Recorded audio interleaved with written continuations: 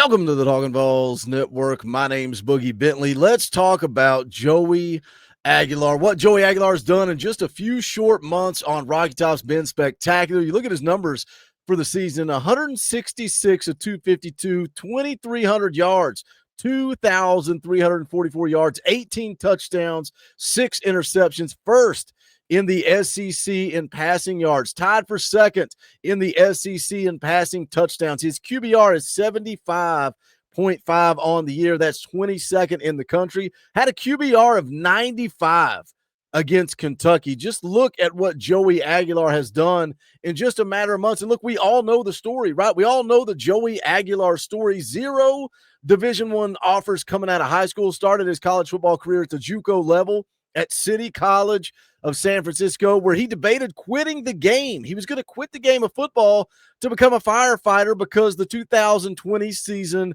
was canceled, but he didn't. He didn't quit. He didn't give up. He ended up at Diablo Valley College, later transferred to App State, threw for over 6,700 yards, 56 touchdowns, set records at App State. And then he wanted to get that call up, wanted to take that step to the next level, got a cup of coffee at UCLA, and then he ends up at Tennessee after the trade. Nico Iamaleava for Joey Aguilar. Who do you think got the better end of that deal? What Joey has done in just a few short months, again, has been spectacular. Just being efficient in this offense after transferring in at the end of April is impressive enough, but he hasn't just been efficient.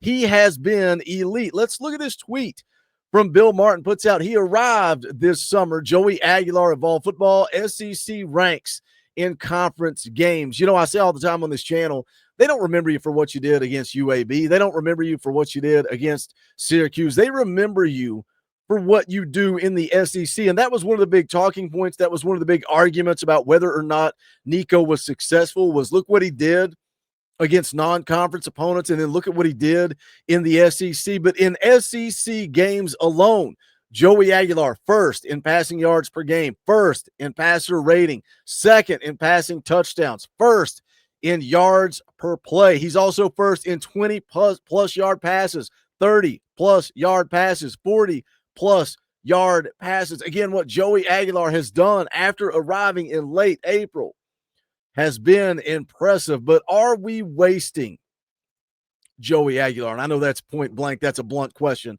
Are we wasting Joey Aguilar? Are we wasting elite quarterback play in the SEC? We saw what Hendon Hooker did with elite quarterback play, and then we fell off, right? 11 wins with Hendon Hooker, and then we fell off with Joe Milton. We fell off with Nico Iamaleava.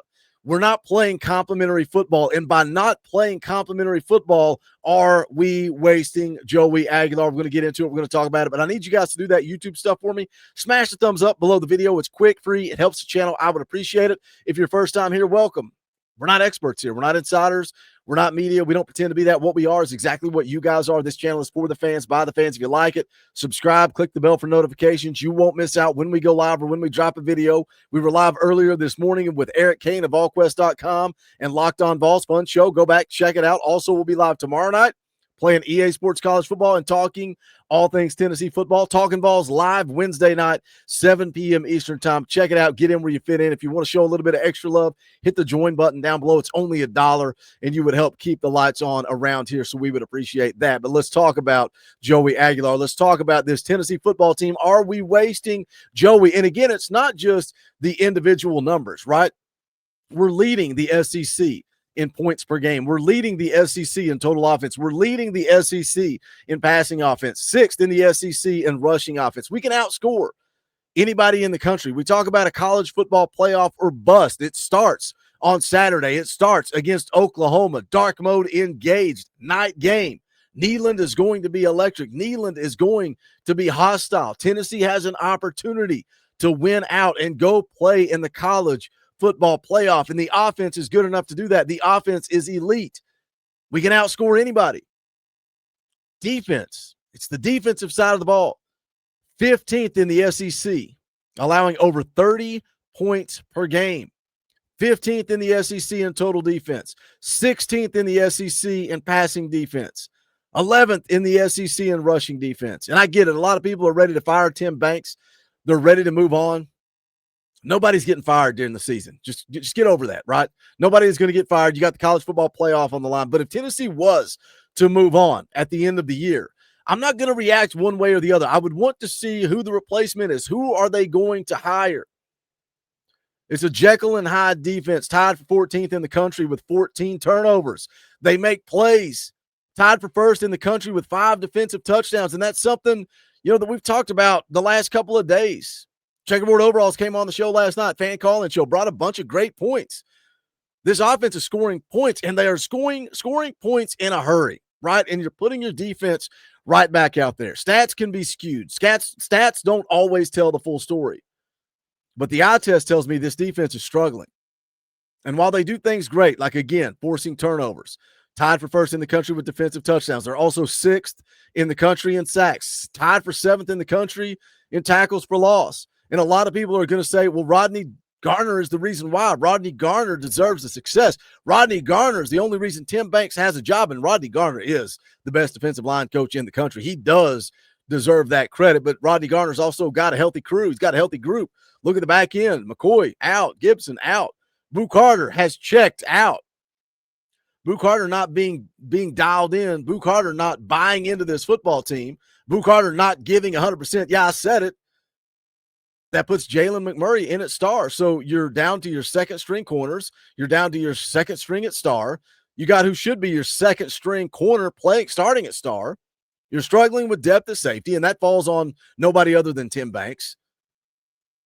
But while this defense is really good in certain categories, they're also really bad in others. 70th in the country. Third down defense. You can't get off the field. You give up long, extended drives, but then on the flip side, they also give up explosives. It's not just pick your poison, it's all of it, right? The last 2 games, they've given up 3 drives that went for over 90 yards.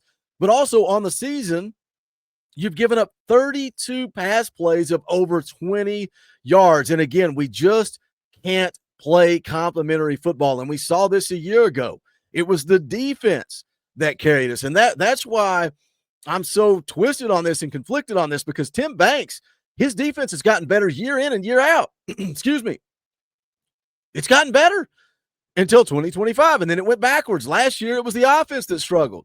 Last year, it was Joey Halsley that everybody wanted to fire. This year, it's the opposite. We can't play complimentary football, and last year, it was quarterback play. The year prior, it was quarterback play.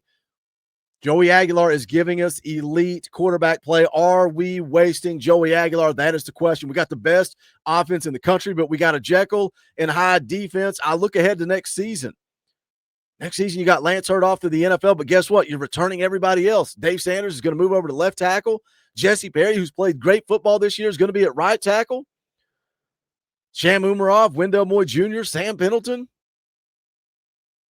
Your offensive line is going to be stacked next year. Chris Brazzell is going to be off to the NFL at wide receiver, but you got Mike coming back, Braylon Staley. You got some good freshmen this year in Rad Jackson and Travis Smith, plus you got an extremely talented group coming in the class of 26. Tristan Keys, number 1 ranked wide receiver in the country. Celeste Moa, number 3 ranked athlete, going to play wide receiver at Tennessee. Tyreek King, Legend Bay, Dudes.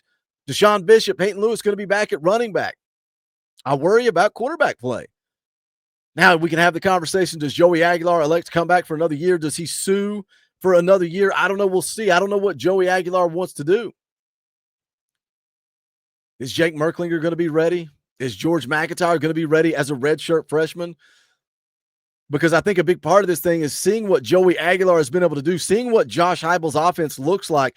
Joey Aguilar grasps what Josh Heupel wants to do. We're seeing this full offense. And yes, Joey is giving us elite quarterback play, but we're also seeing Josh Heupel's offense clicking at 100%.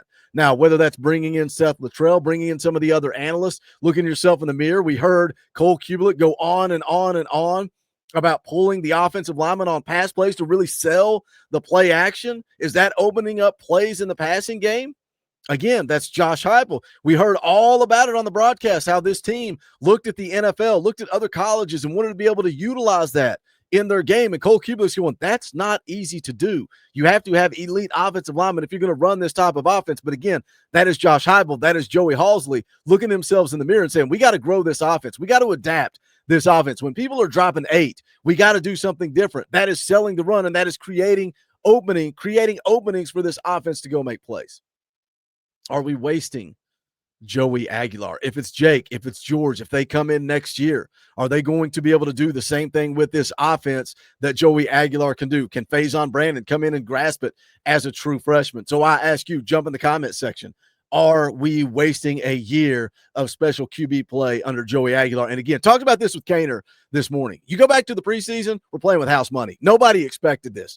Nobody expected this from Joey Aguilar. So it's hard to sell that we're wasting Joey Aguilar, but he is giving us elite quarterback play. Will we get that in 2026? What are your thoughts? Jump in the comment section. Let's talk about it. As always, smash that thumbs up on the way out the door. Go check out the Talkin VAWLS merchandise, bonfire.com/store/Talkin VAWLS. You can also support by hitting the join button. You can also support by joining our Patreon. We're doing a game day chat. We did it for the Kentucky game, for the Alabama game. We're going to be talking live during the Oklahoma game. If you join the Patreon, we'll have that set up. It's always a good time. But that is going to do it for this one. This is the Talkin VAWLS Network. My name's Boogie Bentley. Go Big Orange.